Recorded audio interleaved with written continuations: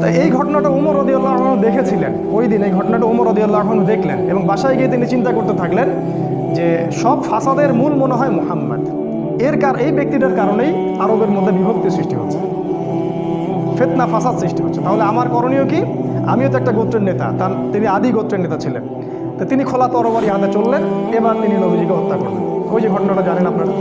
প্রতিমধ্যে একজনের সাথে দেখা হলো, সে বললো যে নবীজিকে হত্যা করার আগে তুমি তোমার বোন আর ভগ্নিপতির বাসায় যাও, তারা তো ইসলাম কবুল করেছে। তিনি আসলেন, এসে দরজা যখন নক করলেন, দরজার আড়াল থেকে শুনতে পারলেন ভিতরে তিলাওয়াত হচ্ছে কিছু একটা।